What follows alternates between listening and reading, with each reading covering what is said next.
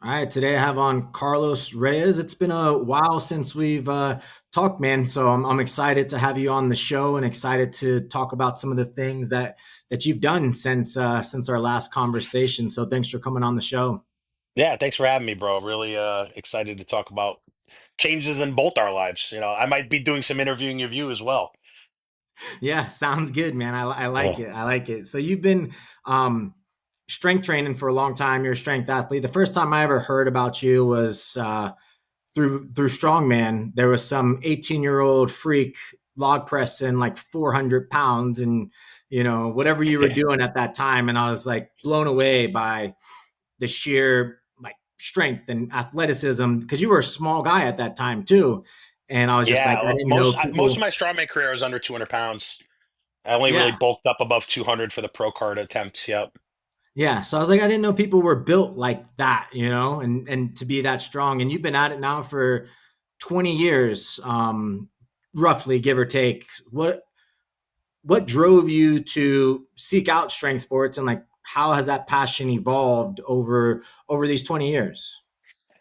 So yeah, it's actually been, I think it's a hard 20 this year. Because I got my first gym membership in February of 2005. So I initially started having an interest in strength training because I wanted to play high school football. I was not a good athlete growing up at all. Cycled through a bunch of sports, wasn't really great at anything. The one year that I played Pop Warner, I was the worst kid on the entire team.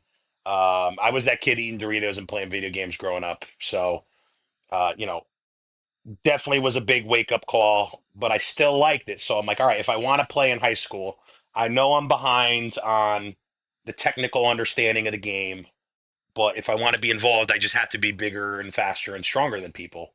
So started originally lifting for football, and then it was probably somewhere in 2007 or 2008. It's a friend I made at Gold's Gym in New Haven, Powerhouse. Um, Said, "Hey, I do strongman," because I was always more interested in strength and performance versus physique. The physique was kind of like the side effect for me. But he mentioned that he did strongman, and he's like, "Oh, you should come and check it out." So drove up to a gym up in Waterbury, Connecticut, with him one Saturday morning, and I had no clue what I was walking into. At the time, it was the one of the most premier strongman training groups in the country. Derek Poundstone, that was his place. But not even just with Derek, among other people in the group. I think by the time we kind of all went our separate ways, we probably had at least six professional strongmen in the group. We had a multiple time America's Strongest Woman runner up. And it was just like love from day one. Um, my first competition in strongman, because I always just saw everybody in the group as heavyweights. I'm like, oh, I don't know how I can do this. I saw two lightweight pros that were actually kind of just competing as an exhibition, and they looked like how I wanted to look like. I was like 175 pounds, but they were like 231, 105 kilo. And that was the first time I really saw a future for myself doing this pursuit. And then once I got into strongman, I kind of had it with high school sports and football. I'm like, oh, when does practice end? Because I want to go to the gym. Yeah, just really been all in ever since. Yeah, that's fascinating because I would have thought potentially that at your age to be that strong, obviously there's a lot of genetic components to that, to why you were that strong at that age. It wasn't just because you just started to work really hard. I'm sure you had a good starting strength base. But I was always curious of like being that genetically gifted strength wise, like why also did you have such a good work ethic as well? Because sometimes those things don't mix, right? If you're genetically good at something, maybe you don't have to work hard because you've never had to. But now that you're saying that like sports was the struggle for you and you found that working hard can make you a better athlete, it does make sense. It connects the dots a lot better. But as far as like work ethic goes and your desire to get better, where did that come from? Your dad, obviously a firefighter, but where did that structure of, if I put in the work, if I do X, then Y will happen. So let me focus on putting all my effort into X and not really focusing on too much on Y. So I think I wouldn't say it honestly doesn't have as much to do with my childhood or upbringing as you think. And then in terms of the genetics, I don't want to be that cornball that says, "Oh no, my genetics actually suck. It's all hard work." I'm not going to say they were bad. Specifically for squat, I've always been a very decent squatter. Like from the first couple few times I squatted in the gym, but getting exposed to that training group for strongman in Waterbury because I was going there when I was 16, that was really kind of the instrument for change. Like everybody was working hard. At the time in strongman, there was kind of a renaissance with the approach to the events. So if you look at kind of the old IFSTA and the old World's Strongest Man events that were going on, there wasn't a whole lot of technique. It was kind of like guys were just hulking shit up. But at the time, the sport was getting very, very technical. There were a couple guys in the group that would break down technique after almost everything they did, analyze videos, have the stopwatches out. So I got to see kind of like that all-encompassing approach around training for the sport. And then back to Derek Poundstone, he was like one of the first guys other than Pujanowski that had the physique to match because he ate like a bodybuilder and wasn't just a big fat guy lifting a bunch of weight. So that group really showed me, okay, it's not just about coming in here and working hard this Saturday. It's you have to keep coming every Saturday and you have to do things during the week that are going to facilitate having a good day on Saturday. You got to go to bed, you got to eat. You have to be really breaking down your technique in these events. It's not just working hard, you know. Um, and that's standard in the group at that time because when I first started going there, Derek was training for the World's Strongest Man, where I believe he became runner up. So there was always somebody just doing something big in the gym. Somebody was always going to nationals. Even in the local circuit that we competed in as a group, the local promoters that we competed with had the heaviest shows in the country. So there was always just this push to be the best you can possibly be, and nothing less was acceptable. Before a couple guys went to nationals or go get their pro cards, there was guys in the group that said, "Hey, back with your pro card or don't come home." Yeah. Obviously it was a euphemism. They were kind of just kidding, but in the moment they made you believe it, and that was always the standard. So I was really learning from all those people there, just how high of a bar that was to meet. Yeah. The interesting thing is that, like, at 16, to comprehend that idea of I need to be dedicated to something, right? Because like you get your license, you get your car, your first sign of freedom. Why do you think, like, what was it that captivated you to be like, I am going to dedicate my time to this? I may lose some of the fun and excitement of high school because I am dedicating my time to be really good at something else. Like every athlete has to make that choice eventually over time of like, am I willing to sacrifice something in order to be the best version of myself? And at 16, it's hard to fathom that you would have the maturity to make that choice. So why do you think that is? Was it strictly because those guys were the best in the world and you saw like what it could have been? Was it because of the standard that they set and you don't want to let them down? Like what exactly was it? I think it's two things. Uh, One being that when I first got in the gym, even before my first competition, it felt like this is the first thing that I can really be good at in my life. Because I felt like I was kind of average or just like everybody else, um, playing sports growing up, and even with academics, I felt like I was middle of the road at everything. But I'm like, this is the first thing I could be really good at, and not just in an accomplishment setting, but like I just loved going to the gym. It didn't feel like work. It felt like I'm supposed to be doing this. Um, but going back to that training group, I think part of the reason why I was able to take such a serious approach was I was training with all grown men and women. You know, they were all in their late 20s, early 30s, and I was the kid. So I got to get a very mature approach to training demonstrated to me very early versus like stereotypically now, like the broccoli heads at the gym, right, where it's like you're going to the gym with your bros, right, and kind of just hitting biceps and chest and like making your hair look good.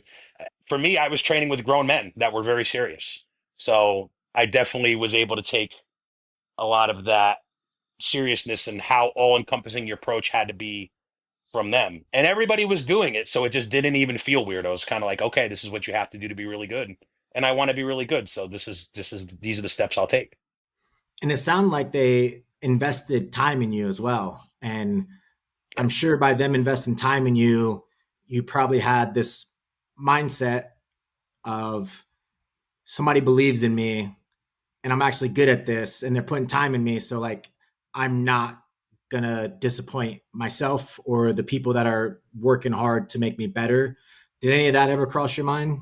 Yeah, I definitely feel like I owed something to them, and I feel that the same way now, even though I'm kind of in a different place in my training career. So Derek at the time, that was his personal equipment. He didn't charge us anything to train on it. There was a gym that it was stored in, and you would pay just like a nominal day pass to the gym, like $5, $10, but that was it. And he would spend all the time in the world talking shop with you if you wanted, and so did everybody else in the group. When we'd go to competitions, they would say, "Hey, they kind of like pump you up before you went." Like when I was doing the teenage nationals, I forgot who it was in the group, but they were like, "Hey, we told Dion Wessels at the time, that you're coming and you're going to do big things, so don't let us down." It definitely felt like I owed them something. They really gave me a lot, and that was the most formative time in my training career, and even going forward. So the person that brought me there was a college student. So he was probably almost 8, 10 years older than me.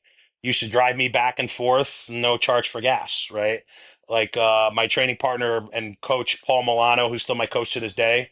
When we were in college, he was driving me to and from the gym, no charge, right? Like even though it's an individual sport, it really does take a village. That's not just a saying. I think there's very few people that are just self-made in their garage and don't owe any of their knowledge to anyone, you know, that they all did it all themselves. I'm a product of people that invested in me. Definitely didn't do it myself. Yeah, and where did that come from? Because you could easily fall into a couple of different camps. One of them is this entitlement camp of, this equipment's here, they're not charging me for it, I'm good at it. Like I maybe I'm not going to invest back into the group, or maybe I'm not going to put that back into the group, as opposed to the route that you took, where it was like I owe them something, as opposed to they owe me. Like where did that come from? Was that something that was ingrained in you as a child? Was that just your personality of who you've always been? Like how did you get to that point, especially at 16? Like we're still like so ego driven at that age that we only care about ourselves naturally. Like that's just the way human beings evolve. So to be 16 and to not have this idea of like, this is exactly what I deserve. This is kind of like, of course, this is for me, and you went to the other route of like, yeah, like this is a privilege, and I'm going to honor it. Just seeing that, just seeing that giving back in the group because because being part of that group was so early in my exposure to strength sports. I thought that was just part of the deal. I thought that's what you had to do, right? Yeah, Everybody's talking shop, so then when it's my time to talk shop, I will talk shop, right? People stay late and load weights for me and help put things away, so I do the same thing for them. Um, part of that training group at the time, so everything was stored inside and it had to go outside. So setup and breakdown was like an hour. yeah, And it was kind of like playing football. I probably got that from football too. Like when you're on the varsity football team as a sophomore, like who's cleaning up the coolers, who's loading the coolers, who's grabbing all the dirty jerseys, the freshmen and the sophomores, right? And I kind of had that mindset going into that training group. It's like, okay, if there's plates to load, it's me. Uh, I thought that was kind of just part of the deal. And I see that now in my profession being a firefighter, right? It's not just in my department, it's industry wide. I mean, this has been going on for 200 years. It's all about educating and giving back to the new members. Like, you could be the best firefighter in the world. If you don't invest and train in the new members, you're useless. Nobody wants you. It's about continuing that knowledge to go beyond your time in the career field, you know. But training in that group identity, I just thought it was always part of the deal. I really just didn't know any different. and I'm glad I didn't know any different. Right. That's a Yeah. beautiful thing to fall into. Have you, so over these 20 years, I know you train out of your garage and you train at Paul's gym as well, but over this 2 decades, have you noticed changes in gym atmosphere, or are there Yes. still, what are the changes that you notice, and why do you think those have come about? Like, what are some of the key characteristics that you think make a great gym versus the ones that make not so inclusive, build the people up kind of gym? It's really, I think probably what it stems from between now and back then was access to information, right? There is an overabundance of information now. As much bad information is that there is out there, there's so much good information. But like when you and I started training, I mean, pre-social media era, right? Like, where did you even go to look up this stuff? I used to use the logbooks on Elite FTS and the articles, Yep. West Side articles, EXRX was another website, Get Big Forums, Powerlifting USA used to send away for little manuals and books. When I was doing strongman, there was Morunde Muscle. I don't know if you Yep. ever on you were you on Oh yeah. there? Yeah. Oh, Yeah. awesome. Okay, right. Like Morunde Muscle was the forum if you were a strongman. Like if you didn't have a training log on there, like you weren't even real, right? But that was your only access to information, and like you'd follow guys for years and talk in between their workout posting, like, oh, why are you doing this? Why are you doing that? And then you see them at a competition. Oh, you're stone lifter 1, 2, 3. Oh, okay, right. But like back then, we kind of had to like claw for information, and it involved the best way to do it really was getting in a group, a training group, right? Now I think that there's so much readily available information. You could really like hire one of the best coaches in the world and get access to all top quality information without ever having to connect with someone face to face. um, I have seen the death of like the organized training group in the last 10 or 15 years. I don't think it's all bad. Um, as good as training groups can be, training groups can also be negative because I feel like you fall to the lowest common denominator of the group, right? You don't necessarily, oh, well, this is the top dog and everyone's doing what he's doing. Whoever's like the lowest performer, worst attitude, least contributor, that's kind of where the group can devolve to.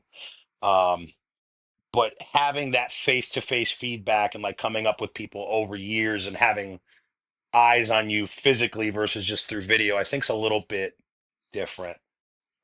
Now seeing the changes in kind of gym culture, the training group is gone. Everybody's got their headphones in and tripods out, and they're doing their own thing, which I don't think necessarily is bad. It's just different. Yeah. It's just different. But that's probably been the biggest change I've seen. Yeah, Yeah. Yeah. individuals doing their thing. Yeah. Yeah. You're right with the information being so readily available. I remember on the Morunde forums, people were very like kind with how they were able to talk to people on the forums too. Like people went out of their way to, give advice and do those things. And I think it's just evolved into like social media now is kind of the forums. And that's Yes, where people are giving their advice. Um, and like you said, the good about that is like there's more good advice out there from some of the top strength athletes, which sometimes that's not necessarily the best people to listen to for advice, but it's out there, it's right? true. Which It's is true. nice. Yeah.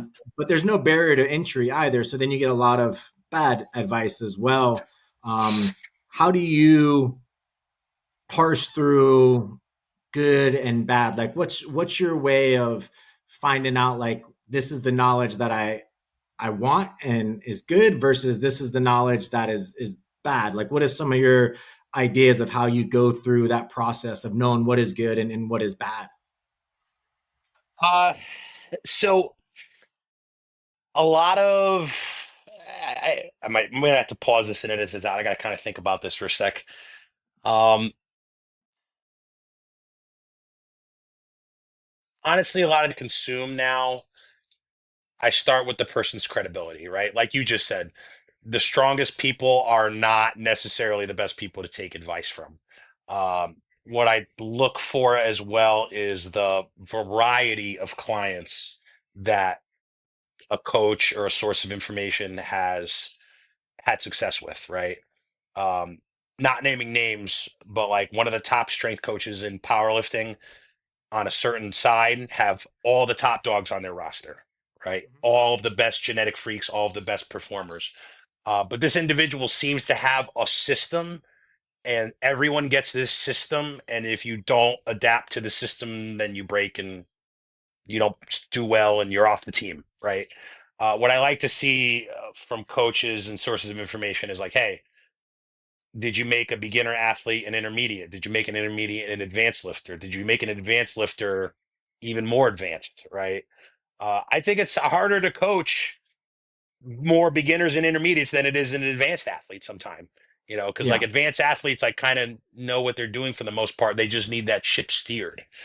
Um, so yeah, credibility is definitely one thing, and the variety of clients people work with. Uh, Really, anybody that like tries to be an influencer or use like buzzwords or like shock values just to stay away from, right? People that are just putting out like good raw information that's maybe not so sexy. Like one of the biggest sources of information I use is RTS, Mike Teixeira, right? Because there's a tremendous amount of clients that he's worked with. His programs look very, very different between coaches and athletes. I also feel like too, not to go off on this segue, I get much more information from coaches from the tested side of powerlifting than untested, because the Interesting. Why do you untested think that is? the tested side of powerlifting, you're removing one factor for success, right? If there's an untested coach that's just throwing a bunch of gas in the tank, all right, what worked? Was it your programming or the fact that, it's coming out of their eyeballs, right? Yeah. Yeah. So Yeah. I think that tested coaches have more obstacles to work against than maybe an untested coach in terms of like getting success out of their clients, keeping them together. Uh, I've seen honestly tested athletes have longer careers than untested. Yeah. So how to keep people in the game for longer, like that's really what I'm most interested in. So really like kind of the training I do is an RTS model now, and you could argue that it's more of a tested athletes program than an untested. Yeah. I mean, that's the way that I look at it. Is the last thing that you said is like, does this coach keep their athletes healthy? Because we know that the best ability is availability, right? So can we keep them Right. healthy? Can we keep them training every single month? If they're doing that, then you know that that coach is constantly making adjustments, because injuries are going to happen, especially if you have this redundancy of continuous training protocols for each person, right? They're going to get injured because you're not accounting for the mechanisms of bone structure, the mechanisms of what's the best lift for this athlete, what are some of their issues instability wise, like are they putting forth that, like, so to me this idea of like, are they keeping their athletes healthy and are they progressing each month as far as health goes, that tells me that that coach is involved and knows a lot about the biomechanics of lifting and that type of stuff. And I've also noticed too that a lot of the untested coaches lean heavily on research as well. They do a lot of research. They do a little bit like more work because they know that they have to. And I'd be curious to get your thoughts on. There's a lot of coaches now that use research to back their claims. Uh, what do you think of that? I have my own opinion based on being in research now and seeing the quality of research. Right. Whether or not we should extrapolate and use the research is, but what are your thoughts on the people that rely heavily on research and then um, downgrade the people who don't use research? What are your thoughts on that scientific point of view of training models? I think it's a balance, right? One of the new social media trends is the war between the bro lifters and the science-based lifters, right? And I think both are have kind of been fluffed up into two extremes, and I don't think they're as really extreme in actual life and practice, right? I do like coaches that read the research and stay up to date. but there are two questions that I have. One, is the research actually relevant? Or maybe three, I got a bunch of questions. Is the research actually relevant to the athlete that's in front of you, right? Two, what were the program design or the study design parameters, right? Because a lot of these research articles sound really sexy and like they're telling you something revolutionary. Then you look at the study design and you're like, all right, a one rep max leg extension on untrained athletes. Like, is this going to help me take my already high level advanced lifter into being able to compete as a master that's at the end of their career? Like, maybe, maybe not. Is this going to help me get more out of my athlete that's going for a world record or a personal best? Maybe, maybe not, right? But then it's also too like, what is the relevancy of the research? So this is a little bit out of my scope. Like, I'm not a exercise science professional, but one of my good friends, Luke Pelton, he's a PhD at Springfield College. So he was talking about like specifically EMG studies, and he was like, okay, yeah, we're drawing conclusions from these EMG studies, and I'm not saying the data isn't real, but like, is this even relevant to what we're doing? Like, we don't really have an answer. So that's a consideration to make, but also like to push back on the evidence-based only crowd, right? If you're only concerned about studies, if you're training an athlete or if you're the athlete training, the experiment is right in front of you, right? So to ignore your athlete saying, hey, coach, I like doing XYZ. I don't like doing XYZ. This feels better than this exercise, or this technique feels better. How is that not relevant? Like, of course it's relevant. I think doing one exercise because it feels good and not another one is evidence based, right? Like, well, why does everything have to be in this kind of one size fits all box? Yeah, no, I agree. And there's also this idea too in the exercise science community is that we're going to look at muscle and we're going to look at mechanisms and we're going to look at these measurements. And very rarely do they look at the psychological component that goes with it. And Yeah, like you just touched on, right? There's plenty of research that shows, if we allow person A to pick their favorite exercise and that's what they're doing first, as opposed to person B, we're going to pick their exercise for them. Person A has a higher likelihood of enjoying the experience and also wanting to come back and do the exercise and do the workout again, right? That's extremely relevant, especially for a sport that has so much redundancy in it. Like you have to keep them entertained. You have to think about the psychological right. component. So, like you said, is there relevancy in the mechanisms when you're doing a single leg extension EMG study to a strength to any type of athlete? And for me, that's like, no, there's no relevancy at all to that. Mechanistically, you're finding out something, but like, what does that mean? Like, where's the practical application to that? So I think you nailed a lot of that stuff and a lot of the issues that comes with the exercise research community, and then also just like research in general. There's this pressure of um, you have to get published, and Right, that's how right. you get your job, right? Yeah. And a lot of these journals that accept these publications, they don't accept no findings. They don't accept, you know, they're looking for novel stuff, right? So what kind of biases are we having? We're only publishing things that show results as opposed to things that don't. So for everything that shows a result, you probably have 5, 6 other studies that had negative results, but you'll never see that in the research. So then there's this pressure of like, oh, we need to find something. We need to make really good research. And a lot of times that could be like, hey, we're measuring hypertrophy in a muscle, and I'm the person who's doing the ultrasound, and I know which group is the group that I want to look good, right? So maybe I'll be a Mm, little bit lighter on this, a and little maybe that's bias, yeah. even, yeah, maybe that's even subconscious as well, right? But there is this pressure system of like, we need to publish novel research, and we're never really getting the research that shows that there's no findings at all. And that's a big problem, right? Because then when they do these meta-analysis, you have this publication bias of like, we're only publishing results, we're not publishing anything that's negative. And I recently read one that said, like, we removed all papers that showed negative results in this meta analysis. Yeah, Like, that's not pushing the knowledge base forward now. right.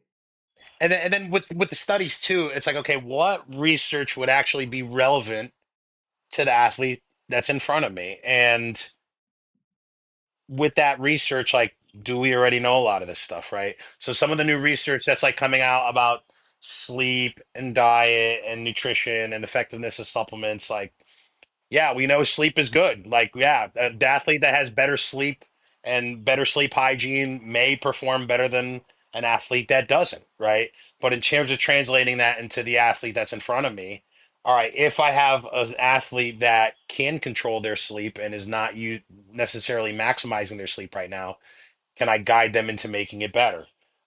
With me as a parent and working shift work, right? There's never going to be optimal sleep ever, right? But knowing some of these things about sleep, it's like, okay, can I maximize the time that I do have and how can I maximize it versus getting so obsessed with just all the details, you know? Um, like for me, like so I use auto regulation, right, in my programming, RPE. So something I've noticed since I became a parent, and even a little bit before that, is all of my warm-ups feel terrible every single day, right? So if I were to be so strict with the tenets of RPE and be like, okay, well, I feel bad today, so I'm going to auto regulate down, I would never train hard, would never Right. train hard. So then, even with the application of RPE, I kind of revert to the bro science and I'm like, all right, well, feeling crappy is my baseline, so I'm just going to go for it and see what happens. And nine times out of 10, it works out just fine. Right. Today's workout was a perfect example of that. Warm-ups felt absolutely terrible, went for it anyway, and did just fine. Yeah, there's something about this idea of always having to feel good allows you to know that the thing that you did previously or were like feeling good is a byproduct of you're checking all the boxes, right? But as we age and as life brings about stresses, we know that we're not going to feel good every single day. And if you're working with a coach, maybe they don't know how you feel every single day. So the great thing about training with auto regulation is you do learn more about yourself and that you can train and have success on a day where you don't feel great. And then on days where you do feel great, maybe you don't have the best training session, right? So it gives you feedback. And that's the way that I always look at it from a coach's perspective is like, we're just trying to gather feedback and trends so that we can potentially predict what the future would look like, right? But these are all like predictions, right? Because there's Yeah, nothing that's guaranteed, right? So you do want as much feedback and you do want to give the athlete as much autonomy as possible to explore those different, paradigms of like, I did train, I felt like crap, but I still made progress. Like, why did I feel like crap? Why do I think I still was able to perform really well today? And then that type of introspection starts to build these frameworks of like, now I have this model, now I have this model, now I have this model. And you start to gather all that data. And then the more data you have, the more you can start to, again, predict like, how can I peak and how can I, you don't get scared if you're peaking and you don't feel great that day because you know that like you can still perform, right. right? Yeah, so like going back to the research versus just doing it crowd, you know, if I'm expressing all of these things to a purely evidence-based approach, oh, I don't really feel good today. Oh, well, I guess you just can't train. You're not optimized. Or I guess you should just auto-regulate down today. Um, Only going off the research, you're talking about such a narrow sample size and you're ignoring the person that's in front of you. So, like I was saying, all my warm-ups feel like crap all the time, right? That's actually a spectrum, right? Right. So there's normal feeling rundown versus abnormal feeling rundown. So for me, research says I have to get 8 or 9 hours of sleep to function properly, right? That's not a thing ever anymore, and it's not going to be for a long time, right? Um, for me, if I get 5 or 6 quality hours that were followed previously by really good sleep hygiene, that's more important than total number of hours in bed. If I get 5 or 6 really good hours, I can perform to an acceptable baseline level, right? Like working in the firehouse, if I was out the entire night, never saw my bed, went to multiple structure fires after midnight, that's a day I'm not just going to auto regulate down. I'm going to push the session off to 24 hours, right? So that's just kind of talking about all these feelings are on a spectrum. It doesn't have to be this camp or this camp. And working with athletes in the real world, you have to figure out what their baseline is, how that deviates from the ideal baseline, how that deviates from the baselines of all your other clients that you have, and learn to work within their parameters, not necessarily what an ideal research setting would dictate.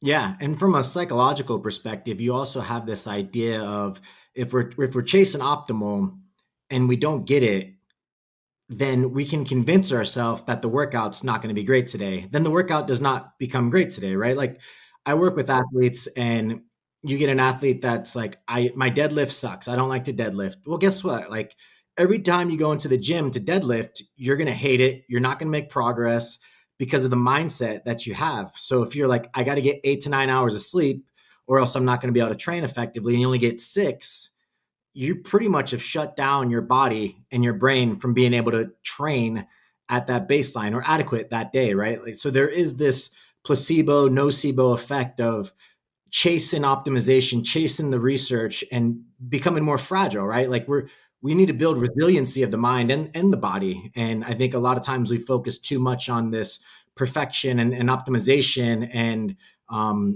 less on the mind and how to make it resilient and how to make it, you know, your ability to roll with the punches is extremely important in powerlifting competitions. I remember there was one meet that I did. It was a very high level meet and going against some really good guys. And one of the guys was like, he missed his last warm up squat, and he was like, I'm just gonna hit my opener anyways because this is what I came here for. And it's Mhm. like that mental approach made that person bomb out and they lost money that they could have won because they if they would have stayed in the meet, they would have won because they were one of the best lifters.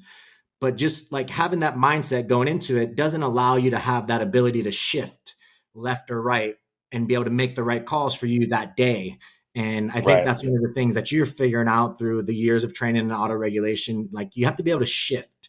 And if you're Yes. too rigid and you're too stuck in like optimization mode, you're not going to be able to do that. And therefore, your progress is going to be so small based on only optimization as opposed to shift into what's appropriate for that day. Yeah. And going back to a point you brought up about self talk, right? That self talk is so important. I'm just figuring this out now in year 20 with my deadlift. My deadlift has been the most unreliable part of my powerlifting career. So, like, I have a running joke with all my friends and all my training partners. Oh, yeah, you're not a good deadlifter. Your deadlift sucks. My deadlift sucks, blah, blah, blah. Right. But if I want to scratch off this last goal that I have, I got to stop saying that. I got to stop Right. behaving like that in these sessions. That self talk is a lot more powerful than you think it is. And it could be as simple as, all right, I'm not going to start telling myself I'm the best deadlifter in the world. That's not what I'm saying, right? But establishing what is a good deadlift day for me. And okay, maybe I'm not the best deadlifter in the world, but the deadlift that goes along with my total, the deadlifts that I can perform under the best circumstances is good enough for me. Yeah. It And are doesn't you have to be this excited? all or nothing. Right. And are you excited to go train that day? Right. Like, Right. what's your mindset going into training? Are you excited to see what you can do that day? Are you excited to explore maybe a tweak in your stand? Like, are you creating excitement to go into each training session, especially at your point in your career with your job? Every training session is crucial.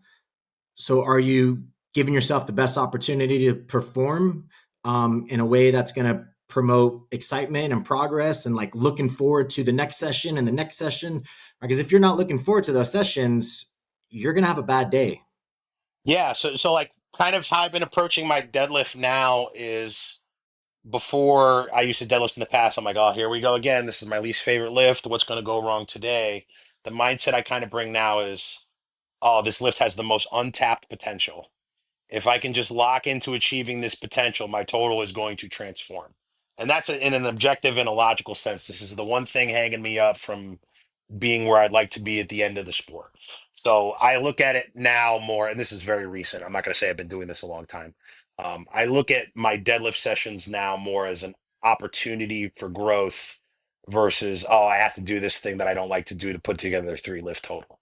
I mean, I objectively hate deadlifting. I really do. I can't wait to be done and just do some nice tempo RDLs with straps forever, and never have to pull sumo, never have to pull conventional.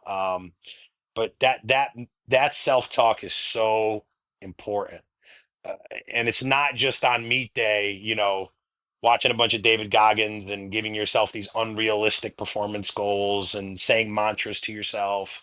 That belief has to start in training. It has to start at home when you're doing the visualization, kind of picturing the session before it happens. Like, I don't know about you, with your lifting and competing, but like, you're running through workouts, you're running through meet days a million times in your head. Now that you're in doing endurance sports, I wonder, are you picturing, all right, what mile 25 is going to feel like, and how you're going to adjust if things are feeling this way versus that way? Yeah. So yes and no. The thing that I love about endurance sports is that you're constantly having to bring in data and then adjust accordingly. But if you project to the future too much, then that can create mental, like, trauma is a bad word, but it can create this mental fatigue of, man, like I'm on mile 20, I got to go to mile 30.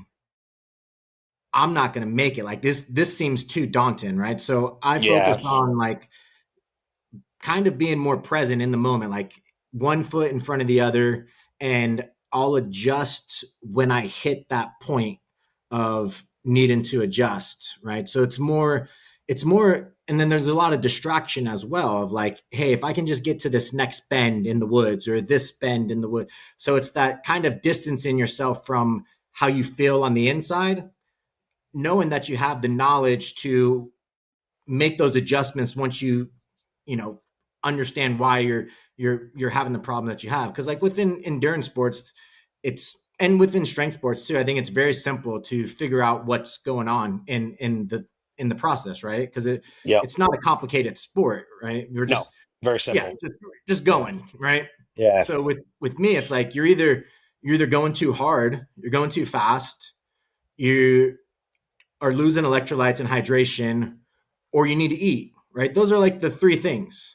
Mm. So it's constantly trying to regulate, like, what those things are. um and that's the way that I try to do that, by monitoring my heart rate, by thinking about when's the last time I drank something, right? So I create these, like, almost like timelines of, like, every 2 minutes I'm going to take a sip, every 30 minutes I'm going to eat something, so that I don't have to think about it. It just becomes just like when you're getting ready for a squat, right? You've done the squat 1,000 times, both in your head and on that, and you try to mimic the meet as much as possible every time you set up, so that when you go to the meet, like, you're not thinking about anything, you're just able to do, right? Yeah.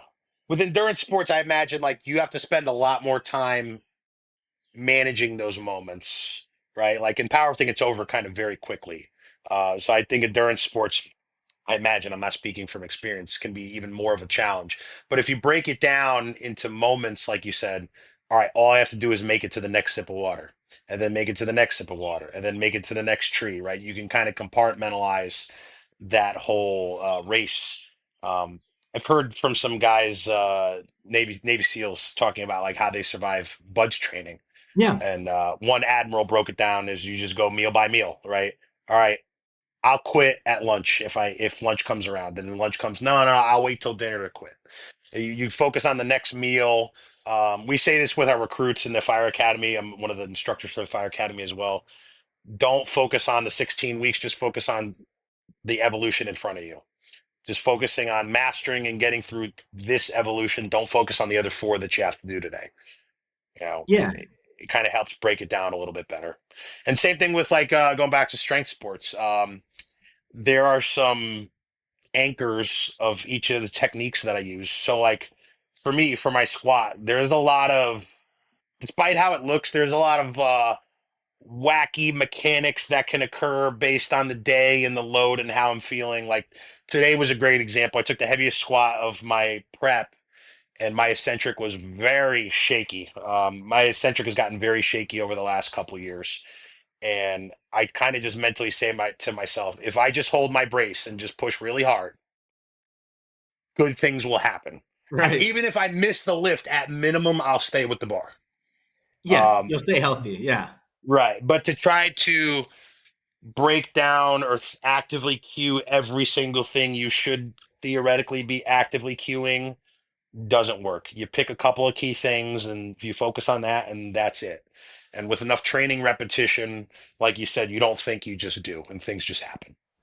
Yeah, the idea is like the more autonomy you have, the more freedom you have to express your strength. The more you can just focus on force output because you've already done all the important stuff in the training, right? You've already put the thought process, you've already made it as mechanical as you can so that it's automatic when it needs to be automatic. And I think as a coach and as an athlete, that's like what you're focusing on. You're trying to get into that flow state, and the only way to get into that flow state is like the amount of not just hours that you put into it, but the amount of hours of intense focus that you put into it. And one of the things that we touched on is like within this paradigm of recording yourself and even having friends and social media, right? Like how much focused attention are you putting into the work you're doing versus everything else that surrounds that of like, did I get the right angle for my video?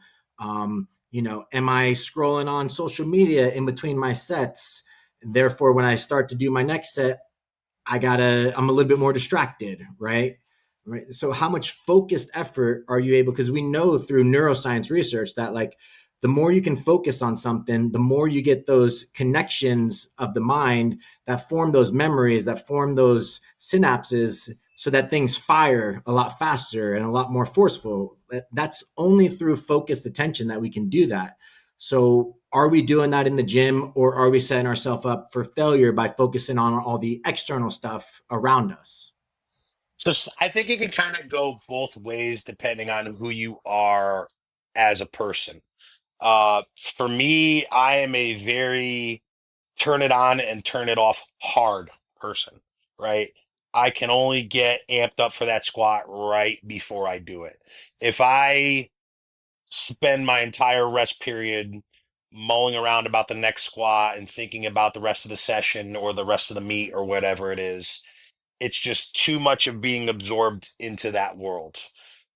So I personally like hard distractions between sets and on meet day, honestly, um, because I just don't have the mental endurance or even the physical endurance to be turned on for an entire day or an entire training session like that. I don't. Um, I when I did the Arnold Classic in 2016, there was an athlete that was there that was like actively pacing the floor and huffing and puffing the entire meet, Yeah. and like they were actively trying to focus, but they ended up. It was a very very long day. It was like over a 12-hour long meet. By the end of deadlifts or right before deadlifts, they had absolutely nothing left in the tank. You know, Yeah. so Yeah. There's a I think difference how you between, focus can come down to the individual. well, I think there's a difference between arousal and focus, right? Yeah, And yeah, yeah. I think that's what you're touching on, right? Like I Yep. tell my athletes, because I'll have some athletes that are also coaches and they're going to coach their athletes in day one, and then they're going to coach their athletes in session A, and then they compete in session B. And I tell them, like, don't get overly excited for your athletes because you're going to have this adrenaline dump constantly, right? You're going to Yes. have this Yes. arousal curve that you need to focus on yourself for. So when I say focus, and I'm glad you brought that up, the idea is, are we focused on the things that matter, right? Are we focused on technique? Are we focused Right. on, perfecting the lift? Are we focused on that type of stuff as opposed to oh man, somebody walked in front of my camera while I was doing my rep. So now I'm more worried about that than I am about my rep. That's what I mean by focus. So I'm glad you brought that up. Arousal is definitely Right. something that every individual has to figure out for themselves. But I agree with you that I would say the majority of athletes need to have that rest in between arousal. Because Mm. if you are constantly like going, you're going to leave nothing in the tank for when you actually need it. So you have to have that push of I can turn it on, I can turn it off. And that's a skill that I'm sure it took time for you to master. It's not something Yeah. that is intuitive. No, no, certainly not. It definitely just takes experience. So for now, that going back to that focus, I don't really know. It kind of just happens, honestly. Like I don't know how to express to somebody else to do it other than just a lot of repetition, a lot of experience. Like people walking in front of me when I'm squatting, I welcome it. Like I want something to try to steal my attention because that's kind of how it is on meet day, especially doing like these Yeah, big money meets. It's like the lights are flashing, the live stream, the camera, there's people walking back and forth. But honestly, when it comes down to actually executing the lift, especially in a competition setting, like I can't see or hear anything. Like same. Yeah, I can't see at all. Like all my biggest squats, it's almost like I was blind, for example, right? yeah, And then when it comes down to even like hearing, I honestly don't hear the rack command. I just kind of wait and then just put it back. yeah, Same thing with same. the press command. Like I've kind of trained my bench to have a pause that is going to get a press command from most judges because I usually just can't hear it. So yeah, I Yeah, think a lot of that just happens unconsciously for me at this point. I think it's mostly just experience related. yeah, yeah. And we touched on this idea of like, the mindset of going into it, and you brought up with the team aspect, like you're only as good as as your weakest link. And Mhm. from military experience, we know that there's going to be weak links in your group, right? And from a Mhm. leadership perspective, it's our job to find where their strengths are and like build them up, give them the freedom to grow into the person that they can be, as opposed to just saying you're not living up to the standard, we're going to get rid of you. Within the fire department, I'm sure you come across that, right? Because Oh, all the time, right, all because the the time. vetting Yep. process is not as good as we want it to be, right? The No, standards aren't as high. So no. how do you, from a leadership perspective, um, build that group to be the best group that they can be, knowing that each individual has their own weaknesses and their own strengths? What are you doing, or what is the leadership in your unit doing that's building that's incentivizing people to grow and become more? It's kind of just again, it's like going back to coaching. It's just meeting your athlete where they are, right? Um, the fire service is not the military.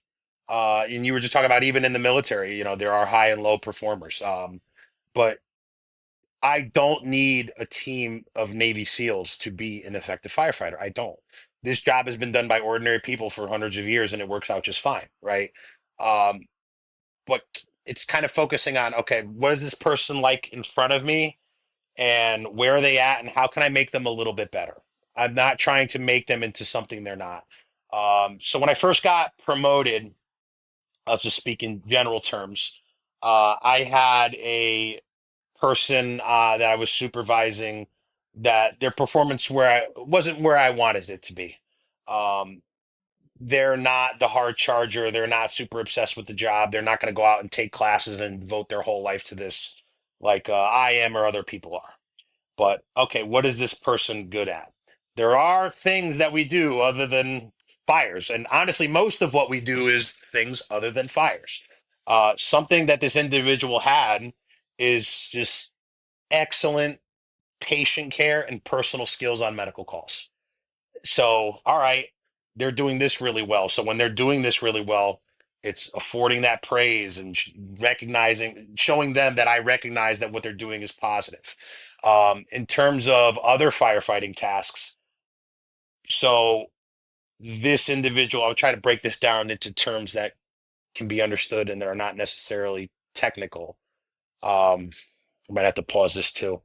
How can I say this? Um, oh yeah, so I've kind of got it right.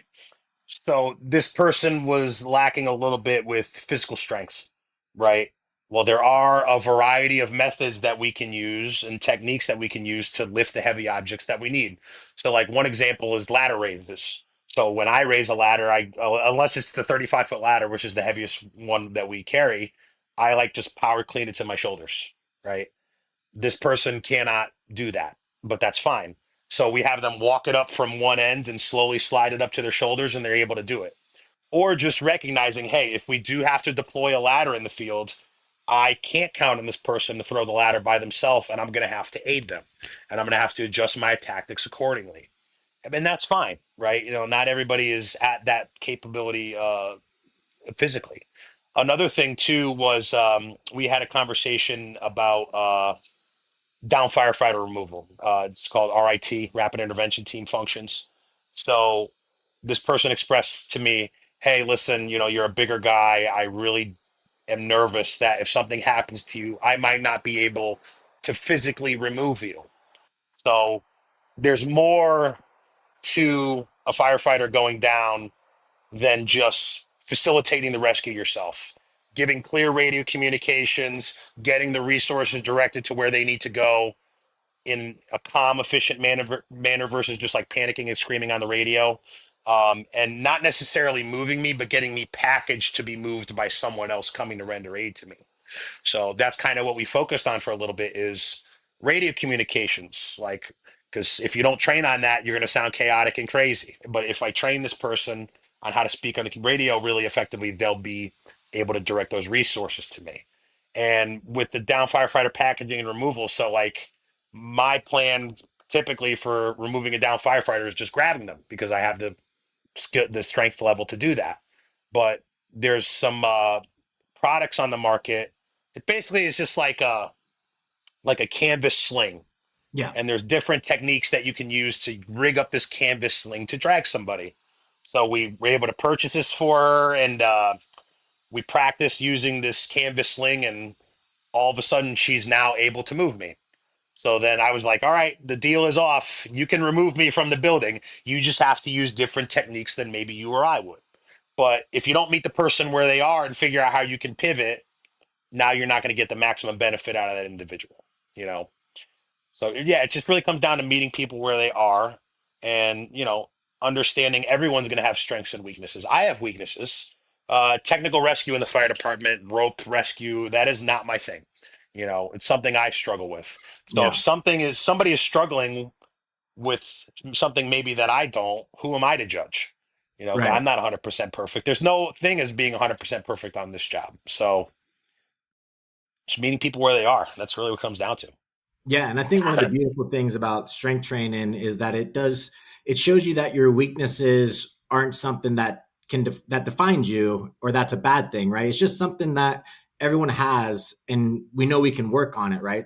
Like Yeah. lifting weights and strength training teaches us that we can build our weaknesses. And I think people that don't have that background have a tendency to see their weaknesses as something they want to hide and mask because you don't want to seem inferior. You don't want to seem like you can't do what you do.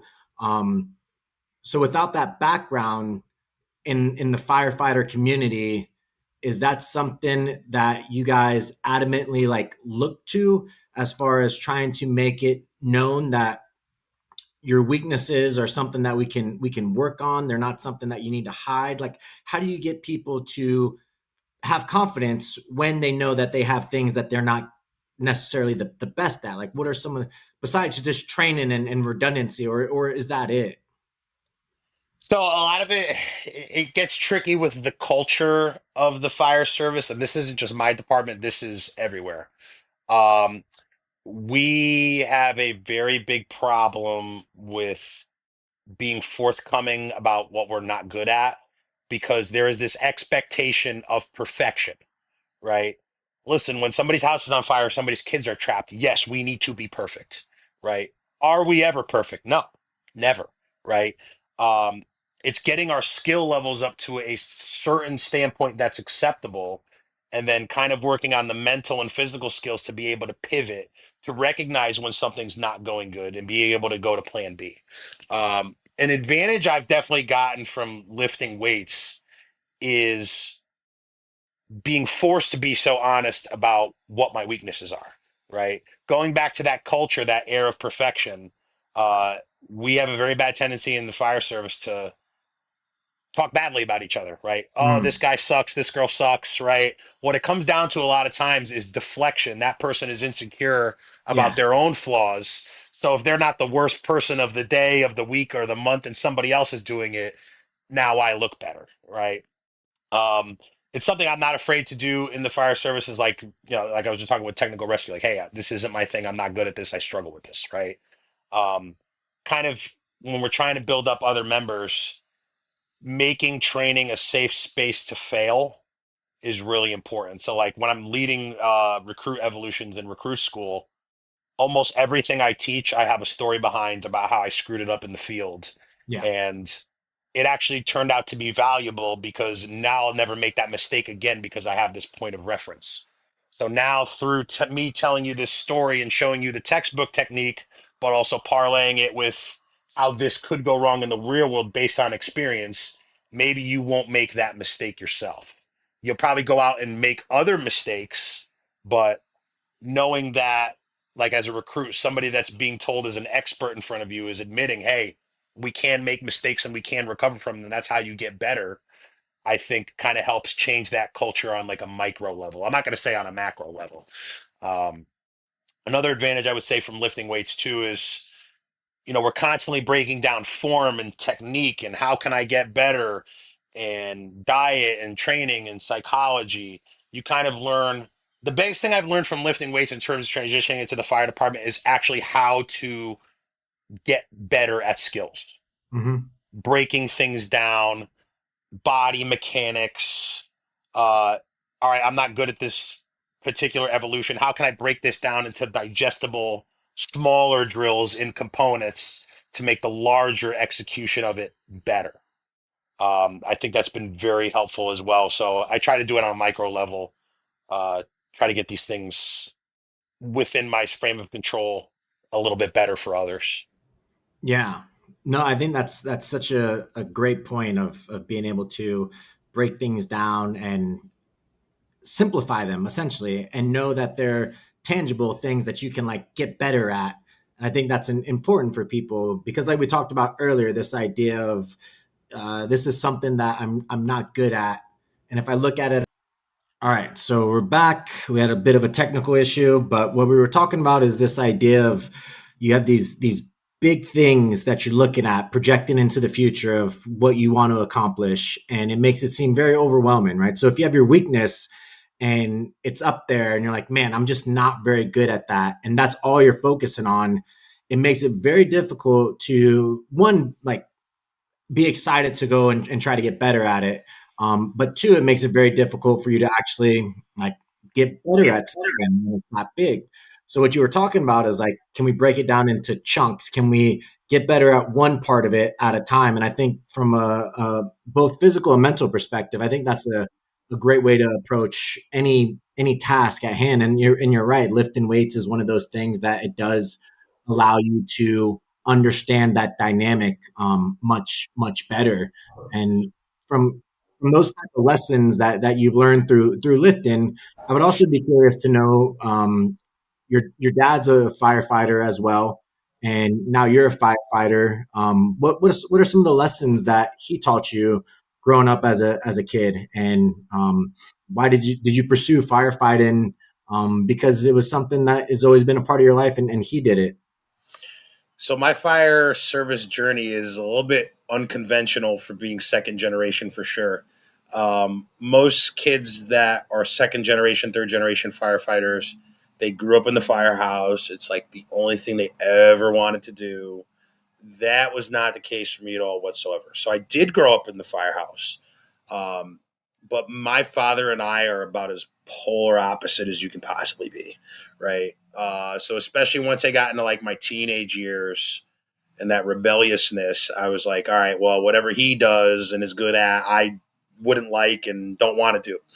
I was originally going to school for physical therapy solely because I was so obsessed with lifting weights and never thought about my future. And I'm like, oh, that has something to do with the gym. I might be okay with that.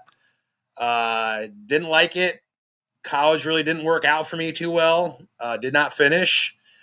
Went home at 22 years old with absolutely no plan, working like dead end minimum wage jobs. My father kind of made me take one of the fire service entry level exams as like a backup plan, and didn't really want to take it. And then a few years went by and nothing was going on good in my life in terms of professional career development. But out of that, I was kind of like, you know what, maybe I do want to give this a chance. And I had an opportunity almost come up and it didn't go through for budgetary reasons. And then I was like, you know what, even though this isn't really having anything to do with lifting weights, it is a physical job. It seems exciting. There's a lot of adrenaline that goes into it. There's that team camaraderie aspect. Maybe this is for me. So I ended up getting hired at 24, and it was like the same exact thing pretty much that happened with weightlifting. It was like, wow, where has this been all my life? Like, I can't believe I really never thought about this until now. In terms of being on the department I'm on, so I'm on the same department that he was. And it's by far more of a blessing, but it sometimes can be a curse if you don't think about it the right way. So he retired with 30 years on the department and was probably the best engine company officer of his era. Like, was an absolute legend on the job. So kind of following in his footsteps and basically being given the answer key for how to succeed was a huge advantage. I'm not going to say that it wasn't, but part of like the mental struggle that I went through when I was kind of trying to find my own way was not being in his shadow, not being the guy that's like, oh, my dad, my dad, my dad, right? Because it comes up every single day. Oh, how's your dad doing? Oh, he was the man. I miss him, right? It was trying to form my own identity and not just be a continuation of him. In terms of his technical expertise into the niche that he put himself in the fire department with engine company operations and uh, pump hydraulics and all those sort of things, I will never, ever be as technically good as he was. Never. I don't think I'll even retire with the immaculate reputation that he had. Um, but I've kind of gotten myself interested in other niches in the fire department to form my own identity and be my own person. And that's something I stress to newer members that are also second or third generation is like, hey, you don't have to be your dad, right? And depending on who your dad was, because this job does kind of run in the family, sometimes you may not want to be your dad. you know, I worked at a fireman's bar as a bar back in New Haven before I got hired in Bridgeport.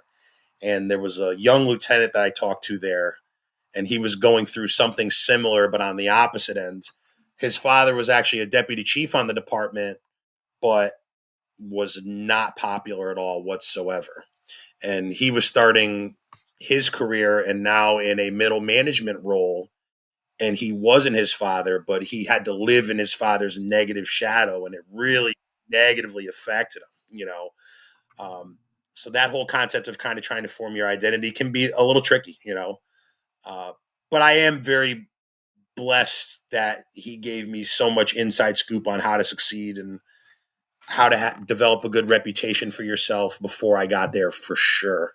Um, it was really great too because he retired like 5 or 6 years. I had worked there for 5 or 6 years before he retired, so like actually getting to catch fires with him and work with him on scenes was one of the greatest experiences of my life. I got to do it a bunch of times because between 18 and 24, to be honest, like when I was going through my developmental phase and some of my bad habits and trying to figure myself out as a man and establish myself in life, I was rebellious and I was really adversarial. So it kind of helped mend that relationship, getting to be somewhere in life and getting myself squared away and getting to do something in common with each other was great. It was great. Really one of the best things ever. Yeah. No, that's awesome. A couple of things that come to mind is one, like you said, like there's always expectations when you follow in family's footsteps, and sometimes they could be expectations that you have to live up to that are like extremely high in your case, or expectations that you have to overcome that are extremely negative in that other person's case. And you have to have that right mindset of defining your own role and your own identity in what you do. And it seems like that did that come easy? It seems like it came easy to you. Like why do you think that is? Like why were you able to think that way? It came easy to me in terms of like trying like finding my own niches because I genuinely was interested in other niches in the department that he did not have. Yeah. Right. So to kind of break this down in simple terms, so like there's different types of units within fire departments. The engine company, you can kind of think of it as like the infantry. That's like the bulk of operations. That's really the backbone of the fire service. Um, they are responsible for securing a water supply from a hydrant, deploying hose lines, and physically putting out the fire with water, right? Then there's ladder companies. So ladder companies are responsible for obviously ground ladders or apparatus-based ladders, like you see the ladders drive around on top of the trucks, cutting holes in the roof for ventilation to let smoke and heat out, and doing search and rescue for victims. So I just genuinely found myself more interested in ladder company operations. And he spent his whole career on the engine and just enjoyed that and took pride in it. Um, so it was nice to kind of find my own niche. Like one of the reasons I got interested in that niche too, because I did have a pretty bad fear of heights when I first got on. So I was like, oh, I don't want to be afraid of this. I want maximum exposure to working at height and feeling uncomfortable. And by the end of my career on one of the ladder companies, I got very, very comfortable with working at height. Another thing too that I've kind of gotten into as a niche is I've been able to use my background in powerlifting and strongman to our recruit program. So I'm one of the lead instructors for the physical fitness component of our recruit training program. And that's kind of like my out now for powerlifting. It's like, okay, well, the writing's on the wall with competitive powerlifting continuing to be a thing in my life. I still love to train, still love human performance. How can I continue to do this after competitive powerlifting has ended? And the pathway for me, it seems like, has been being involved in the recruit program and helping recruits get more physically fit and getting kind of the programming that's involved in that because it's recruit programs around the country. It's pretty much like 1950s military training, push-ups, sit-ups, mile runs, stuff like that. Or you kind of have people. The big other thing too is like CrossFit. They make like these CrossFit wads that Yeah. really aren't the best type of programming. They're kind of just a smoke fest. So it's being able to transition some of the science and evidence based best ways to build human performance stepwise and kind of change the programming for recruit training. So just finding my own niches had helped a lot. Yeah, no, I can see how that could be the case. And then you also talked about the idea of like working with him gave you a different perspective on your guys' relationship.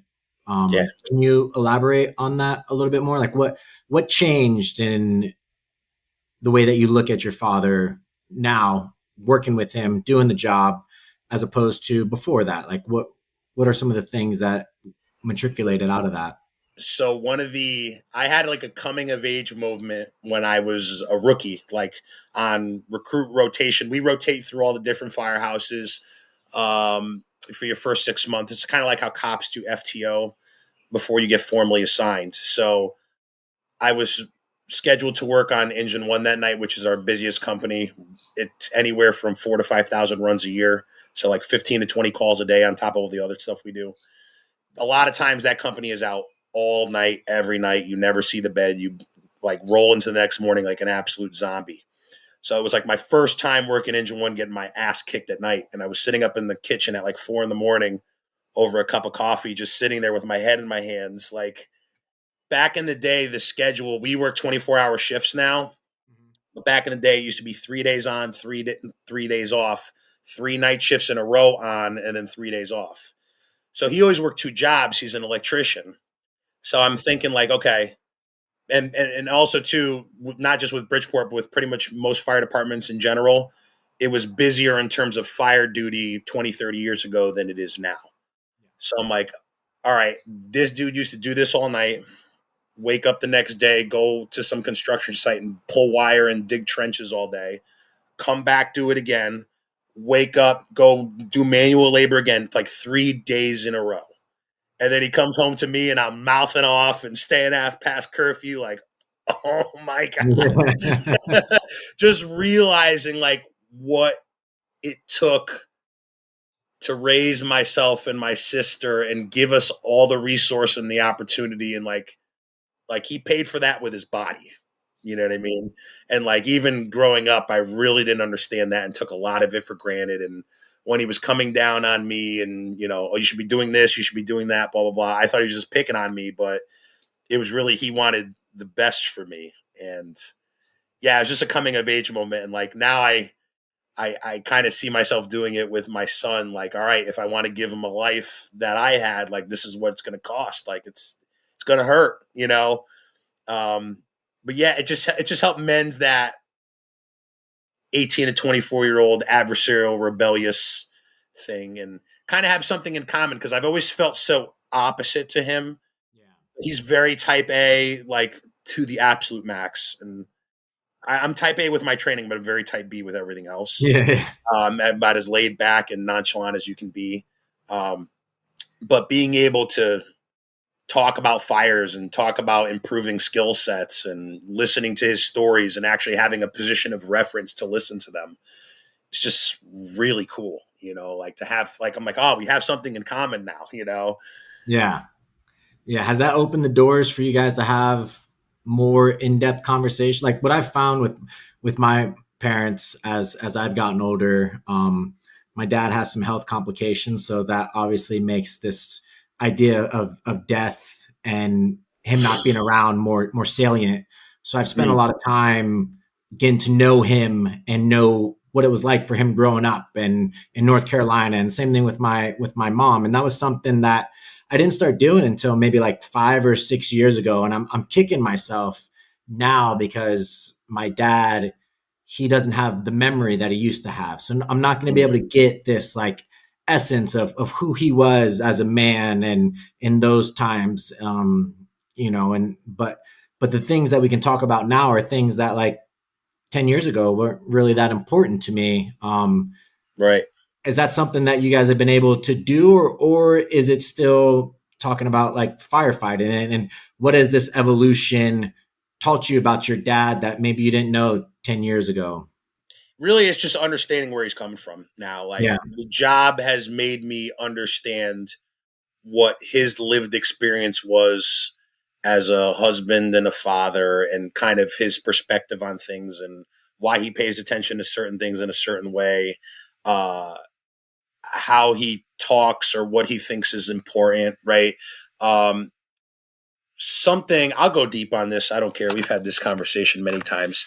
Um, the standard in my house growing up with grades or school or life or even sport, like when I was doing strongman, my dad was on the road with me, and that was one of the other best times in my life. We were doing strongman shows like every month, like going to different states, and that was a great time. And like he was fired up, dude. Like we were going to win, right? We were going to win. But there's always been this expectation of like doing the best you possibly can and achieving the most is like it, right? Um, Now that I've been able to understand like the physical toll of the job on the body and the risks you take and the scary situations and how hard you have to work just to get by, I kind of understand now why he came across as so harsh. And it wasn't so harsh. His love language was, I want you to do the absolute best you can so you can be better than me. Now, it didn't always come across like that. You know what I mean? Um, he had a very, very different childhood than I did. Grew up in poverty and grew up with abuse going on, right? And I never experienced those things. So kind of his whole clash with me and him growing up. He's like, I'm working so hard for you so you can do better. But I'm like getting everything handed to me growing up. And I'm like, I don't get what you're talking about. Right. But then when you just sit in their shoes for a little minute, which is like what the job has allowed me to do, I'm like, oh, now I get it. Okay. Yeah. This makes sense. This makes sense. So like something I'm trying to do with my own son now, as he starts to age and we start having a more conversational relationship. And this is not a complaint about like my childhood or my relationship with him at all. I had the best parents you could ever have, honestly. But you can set high expectations and facilitate resources for your children to succeed, but there also can be a softness to it, right?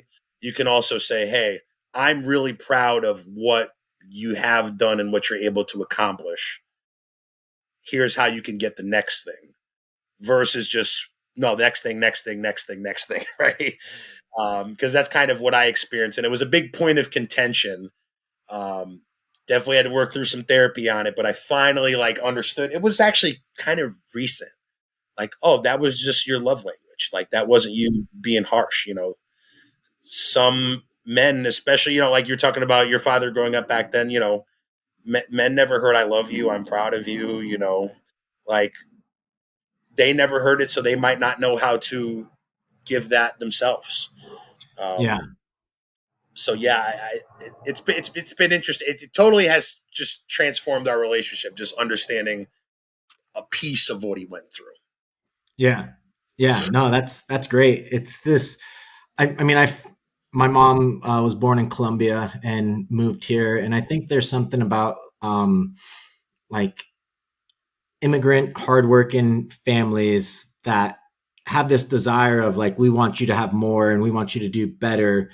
And that can come in the scope of like conditional love of, oh, you got A's, so therefore I'm proud of you. And then if you got a C, it's like, I'm not as proud. And then, so then you're like, oh, okay, so now I have to get A's in order for you to always be proud of me. Right. And it's like this understanding of conditional versus unconditional love, but also the complexity of like, they didn't know that. Right. They didn't Like, know that. No, they right, didn't know that. right. And Yeah, then you take that lesson and you try to apply it as your father now. What how are you walking that tightrope? I know your son is still not at that age where this could potentially be an issue. But like how are you gonna try to work that tightrope of like pushing him to achieve great things in his life because he'll thank you for that later, but also letting him know that like no matter what you do, I'm gonna love you no matter what, right? right. Yeah, it's gonna be difficult, and I'm gonna have to think about it because it's a very tight rope, right? Because if you're just like too much their friend and too much like, oh, everything's all good no matter what you do, then kind of bad things can happen. Um, but I don't think you know having a emotional relationship and saying those soft things and pushing towards expectations are mutually exclusive things, right? So like kind of our relationship now, so like I understand where he's coming from on my father comes from like on a lot of things. So I'm a lieutenant now. He retired as a lieutenant. He took several tests to be captain, just kind of could never make captain, would always come up just short. So we can't have a conversation now to this day without it involved being a captain or a chief, right? But I don't get upset about it because I'm confident in myself that hey, it's okay to be happy with what you're doing right now. And if that's the goal, then that can be the goal. It doesn't have to be the goal right now. And even if you don't get there, so he never made captain or chief, but he has a far more immaculate reputation than most people in those ranks. So just external accomplishment is not the end all be all to success, right? Like something I've talked about with my wife, seeing what's going on with youth and young men. Like, I don't think it's just exclusive to this generation, but we've kind of talked and been like, all I want him to do is just be a good dude. Like, I don't even care if he's like wildly successful or anything like that, right? If he's a gentleman and treats women appropriately and is respectful and is a good citizen and is a good son, like everything else is kind of whatever. Like, because you can be this wildly successful person on paper and like your personal life is in shambles, you know? So they're not success in life and success in career and success in material things are they don't they're not mentally they're not mutually exclusive. You know, we just recently had two chiefs on my fire department. One just committed suicide, and another one just attempted suicide. And you look at them on paper, you're like, oh my god, these are the most successful guys that it could ever be. Their resume is this long, but their personal life and their mental health were in shambles. So it kind of just I'm really just trying to think about how to just show them that if you do want to succeed, the mental health and being confident in yourself and enjoying the moment that you're currently in as well is still important, is still a part of it. Like if you want to be a total success, it has to be a total of everything, not just pieces of paper and money in the bank or rank. Yeah. So now that you're a dad, and you want these things for your son, like these are the things that you want him to grow up to be.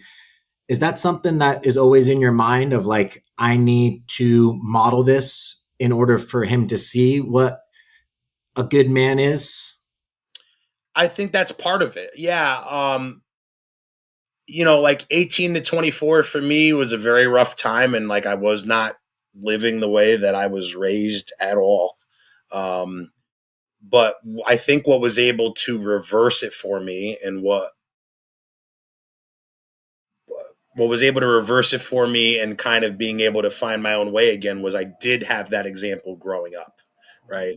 And then even when I was living wrong, what prevented me from living way worse was knowing, hey, I still had a good example growing up, and like that line is too far. Yeah. Right? Like even though I'm outside of the lines of how I was raised, that level I can't do that.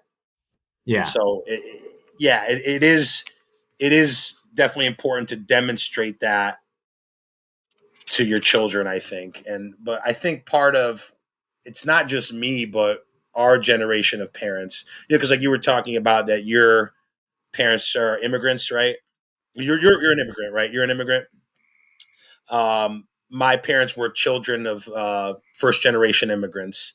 You know, that emotional connection can kind of be blurred because you're so focused on just achieving material success and physical success and kind of making it in life. But then we have to go back and understand, like, okay, like what did they go through? The odds were so stacked against them with absolutely everything, right? The reason why my father, I think, pushed this so hard, it was because he truly believed that we were smarter and better and more capable of achieving than him. But also, too, like he didn't have all the resources growing up and was still able to succeed at some level. So, like, all right, I think you're better than me and you have all these resources. Oh my God, what can you do? Yeah. Right? You can be so much better, you know? Yeah. It's like if my son ever wanted to lift weights, like I'm not going to push him to do that at all. Right. But like, oh man, if my son came to me at 10 years old and was like, Dad, I want to be a powerlifter or strong, I'm like, oh man, you could do some cool stuff because like you're going to get all the right information right away, Yeah. you know. Yeah. But I think part of what our generation of parents is, many I've talked to at least, is trying to do is be a little bit more aware of that emotional side of parenting and be a little more softer in some things for sure. Yeah. Yeah. No, that makes a lot of sense with your dad retiring and the legacy that he left behind. When you think about your retirement within the fire department and also the relationship with your dad, what is the legacy that you would want to leave behind as your son and your firefighters remember you? Like what do you want them to remember about you? So, you know, the fire department culture can be a little vicious, you know, because there's this state of perfection that's constantly expected, and it's impossible to meet it. It's impossible to meet it. Um, you're never going to be 100% popular with everybody. It's just not how it works because we're all so type A, so high testosterone, so highly motivated. It's just a lot of personality clash. Um, but within the fire service, if you do the job right, people can commonly agree on like, hey, you know what, like that guy, the ultimate compliment is, hey, that guy was a good firefighter. Or especially in like a supervisory role, that guy took care of his guys, right? So I will never be the world's best firefighter. I've accomplished much more in lifting than I'll ever accomplish in the emergency services space. But just being able to say, hey, you know what, that guy was a good guy and took care of his people and did the right thing when the bell went off, that's good enough for me. That's good enough for me. I think that really means everything, because you're never going to be able to go out the door and do things perfect 100% of the time. You're never going to be able to be friends with everybody when everybody is so varied in such extremes of personality. It's really just about doing the right thing by the public.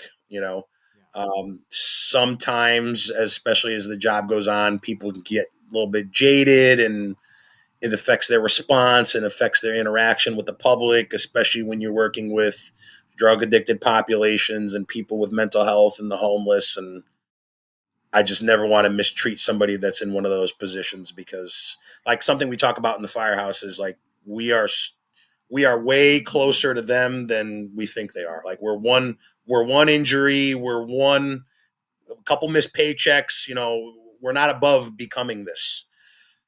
So just doing the right thing by the most vulnerable populations and really caring about the job. And like we talked about previously too, um, passing things on to the new people. That's one of the reasons I am involved in the training program at work. It is a huge tax on my life because it's like a 14-hour workday for 4 to 6 months when it happens. But I feel like giving back to new recruits and giving them better training than I had is kind of like the ultimate payback for me for what the job has given to me in terms of positives. Um, and with my son, you know, just be able to demonstrate what it means to be a good man and an upright man and take care of your family. I don't know if I could ever live up to my father in that regard, because he was just so like up here and unbelievable with that. But just being able to connect with him emotionally better, and look after his mental health, and realize that like, hey, you can, men can cry, and like, men can have deep feelings, but like if we know how to manage those feelings, it actually makes us stronger than denying they exist and letting the consequences of denying that they exist ruin our personal lives. Yeah. Yeah. I like that.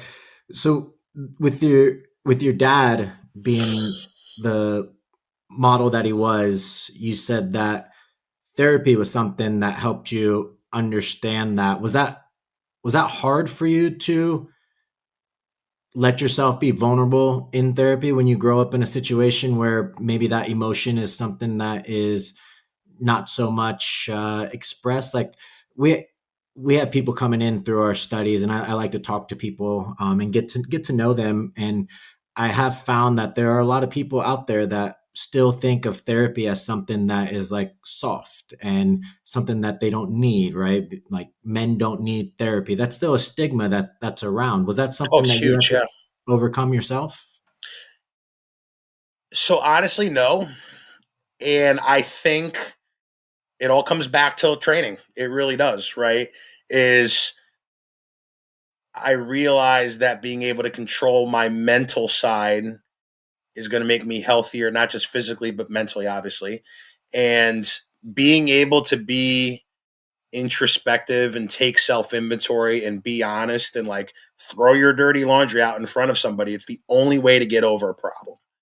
You know what I mean? It's like the same, it's like with problems in the gym. Like if you're having consistency issues or sticking points or things you need to change about your training, your approach, if you don't like admit that you have the problem and address it, like you're never going to get better. So no, I don't think it was really a hard transition for me. Like I'm honestly like my friend groups. I'm an oversharer. I put everything out there. I don't care. I think it's way better to be honest and above board about things. Maybe I would honestly say on the flip side, because some of that emotional connection was missing, maybe being able to like be honest about it and be very forthcoming was like me yearning for that, and Yeah. it was kind of able to become naturally because I always just kind of wanted to have it. Yeah. But yeah, it really hasn't been honest. It hasn't been hard and honest at all, honestly. Yeah. No, yeah, I think you might be right with that perspective on why it was so easy for you. Something too, I try to impress on new recruits and my friends, my close personal friends that are within the fire service, is like being so honest with my discussions about mental health and like the fact that I go to therapy, because it's obviously a huge problem in the fire service. Like the two men that I was speaking of before, the two assistant chiefs, the one that unfortunately committed suicide and the other one that attempted it. Um, it really came down to unmanaged mental health. Like I think if they were able to reach out and identify these problems that were going on with their mental health, they would still be with us and these things wouldn't have happened. Unregulated mental health can just have such a profound impact in your life, and it can ruin your personal life. With like my extended family, there's some quirkiness in my extended family. Again, going back to first generation immigrants, some of the quirkiness is just unregulated mental health. And like, if you're able to sit down with a therapist and just be honest, like this wouldn't be a thing. It wouldn't Right. be a thing at all. Yeah. So I just think there's empowerment into being able to address some of those issues. No, I agree. Definitely a lot of empowerment there. And there's something special about being able to be vulnerable and be yourself and know that you're still going to be accepted and you're actually going to get stronger because you're doing that. I think there's a lot of positive feedback that comes with those things that makes you continue to want to pursue that growth. That's the sell I give to the first responder community. It's like, Yeah. you have feelings, whether you would want to admit them or not. You can either deny they exist and let those feelings run your life, because they will. It's not the feelings that run your life, it's the problematic behavior that results from you suppressing it. Or you can just be forthcoming about it and learn to constructively work on your problems and manage it. Like another thing I break it down to the recruits is like, okay, so when you're sick, you go to the doctor, right?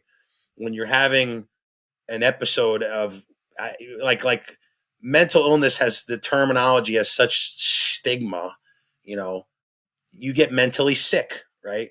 If you're mentally sick, why would you not want to see a professional? If you have a physical illness, you're going to go see a professional.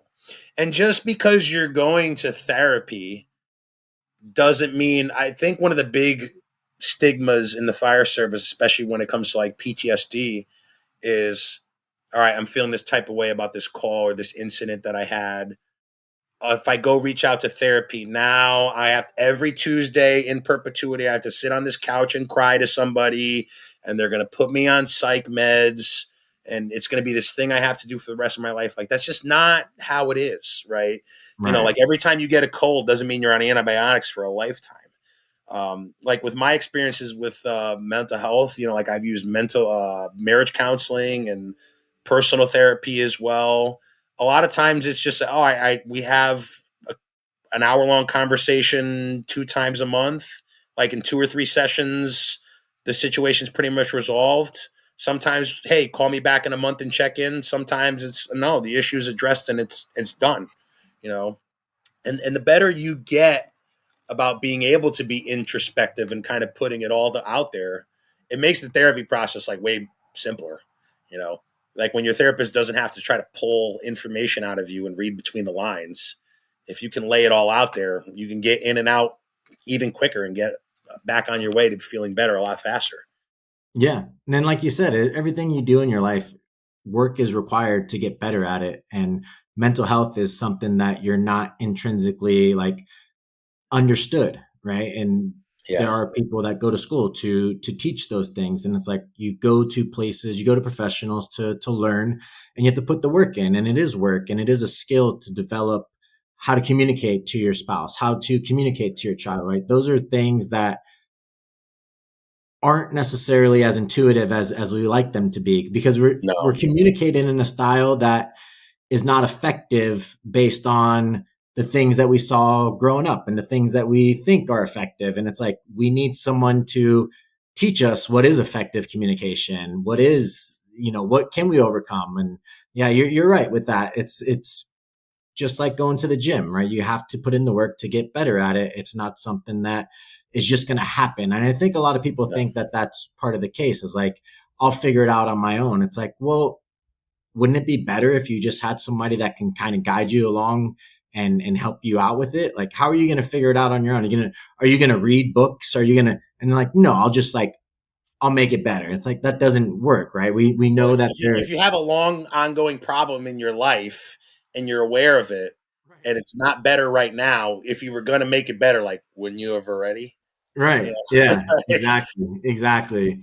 So how do you balance everything? You're an elite power lifter, you're a father, a husband, and now a firefighter. Like, you have all these things. How do you balance it and be successful in all aspects of life? Because it's one thing to say, like, I balance a firefighter and I'm the best firefighter I can be, but then everything else falls to the wayside. It seems like you've been able to um, grow in all aspects of your life. And how do you balance that? How do you continue to grow? Like, what are some of the things that have allowed you to do that successfully? I'm not going to say I'm perfect at balancing all the time. I do the best I can with everything I'm involved in to the best of my ability. Uh, Sometimes that involves making mistakes and not being perfect, right? Something that's helped for me is kind of limits on things, right? So with the powerlifting, I've been doing this before I had my son, but in terms of risk to personal health and it from consuming other areas of my life, like I'm a 1 meet a year guy. And now that my career is coming to an end, it's either totaling 2100 or the age of 35, 35th birthday, and that's it. That's done, right? I've kind of drawn up some non-negotiable red lines. With my career, like I was like obsessed with my career, just like I'm obsessed with powerlifting before I had my son, and now my son's in the picture, and all right, I'm limiting my overtime to this amount on certain days. I really don't try to work the weekends because that's family time. I'm not afraid to take days off anymore. I'm entitled to use my vacation days. As much as I care about being the best firefighter that I can be and having a good reputation, it is a job. And I'm here to do the right thing by the public, but provide for my family. And when I leave at the end of shift, if there's some side reading I want to do, whatever, but like I have to mentally unplug from that and now go home to be a father, right? If someone doesn't like me or doesn't like what I did or thinks that I'm not into it, like I just don't care anymore. Like, kind of just have to set limits on things. But yeah, I would think setting limits on things is really important. With balance, like it's hard to say that anybody is perfectly balanced, but at least with my relationship is like just having like almost like formal check-in times and being like, okay, how are you doing? How are we doing? How are things going? Um, One of the things in the fire service that I think it's almost independent from PTSD, but they're pretty much described the same way. You're in the psychology side of things. Have you heard of like operator syndrome? Yeah. Yeah. So like that's another cell I used for the fire service to like kind of more think about their mental health and like avoid this PTSD stigma.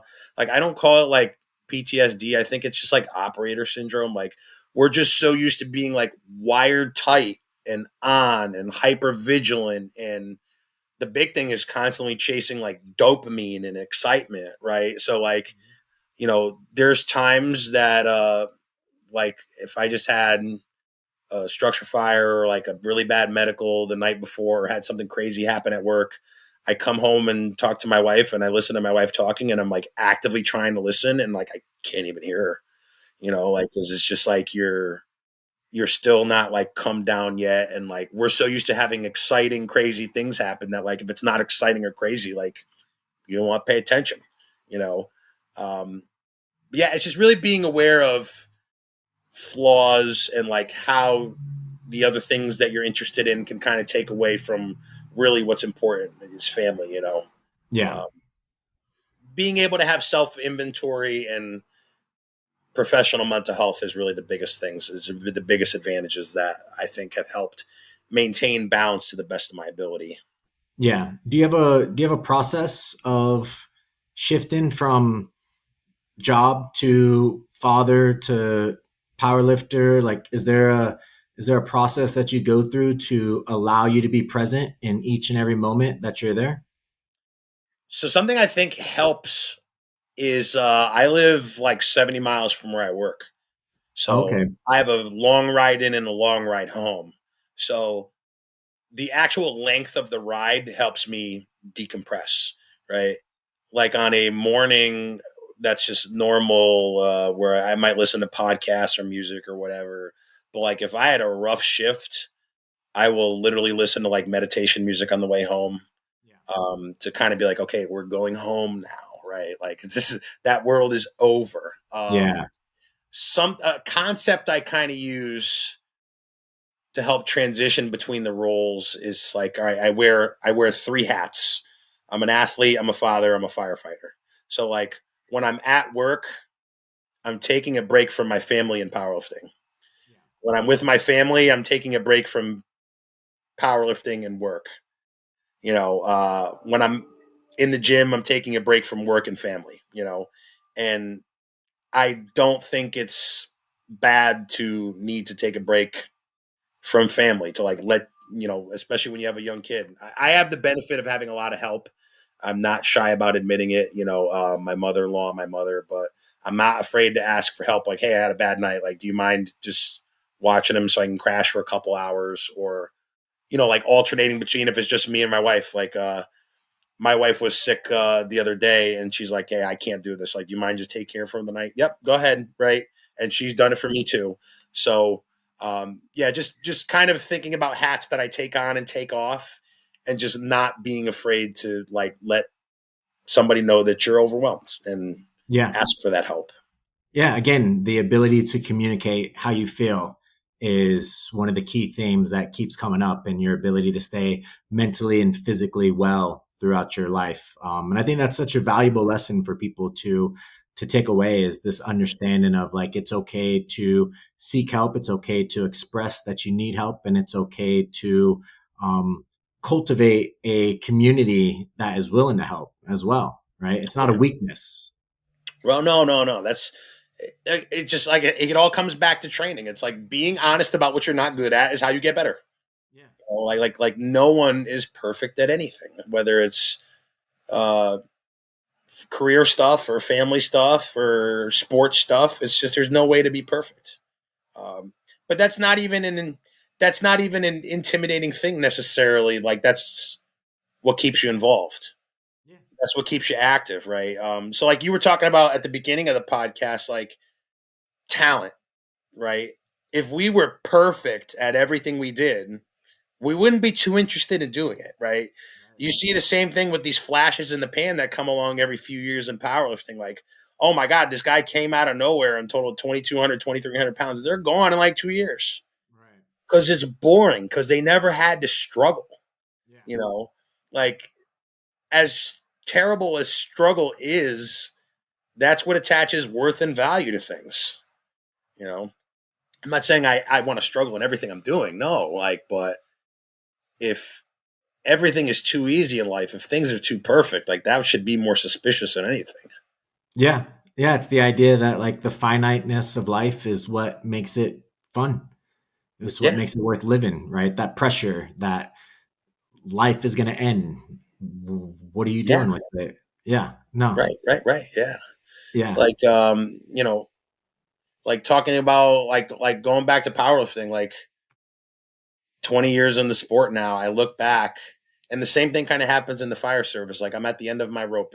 No matter what, I have 2 years left in powerlifting, regardless of what happens. And I'm like, man, I just started like kind of knowing what I was doing right now. Like I just got good at this and it's over. Yeah. You know what I mean? Yeah. And the same thing happens in the fire service. Like there's a saying like, the second you stop learning on this job, you should retire. Yeah. And talking to the retired guys, like they don't want to leave because they're like, oh man, I just got kind of good at this. Yeah. And it's done. You know, Yeah. it's like in the blink of an eye. I only have 9 years on, and a lot of times when I'm working, I'm the most senior person on the company. Like we have a very young fire department, and like half of the people that are working for me, like I personally trained when they were rookies, and I'm like, oh man, this is flying by. And I'm trying to keep that attitude with my son and like not overlooking some of these precious moments that can be tedious. I'm like, I feel like he just came yesterday and he's already walking and talking, and school is tomorrow and then college is next week, and man, things fly by. It's weird. Yeah, it is. It is. It's a good perspective to have, to make sure that you're staying present and appreciating each and every moment. And that's one of the things I enjoy about talking to you, and exploring with you. And I appreciate that you're able to express those things eloquently and in the way that you do, because I think that's extremely helpful for people in the strength sports, in the fire department, and in life. And so I appreciate you coming on the show and Thanks. having these conversations. It was a lot of fun, man. And you truly are a person that people can model after, in terms of strength sports, in terms of finding this completeness and understanding in life that it's a constant work and Yeah. effort and things like that. And I think that comes across in how you convey yourself online and just through the conversations we have. So I appreciate that about you. I appreciate you coming on and sharing all that. Thanks, man. Appreciate it. And not perfect, not perfect at all. It's a constant struggle. Talk to my coach Paul, and he's like, "Oh yeah, dude's a head case with XYZ."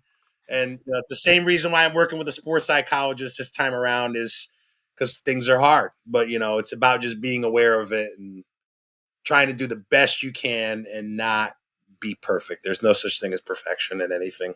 No, Yeah. nothing. Yeah. Just as close as we can get. Yeah, exactly. Exactly. I appreciate your time, man. Thanks for coming on. Appreciate it, man. Thanks a lot.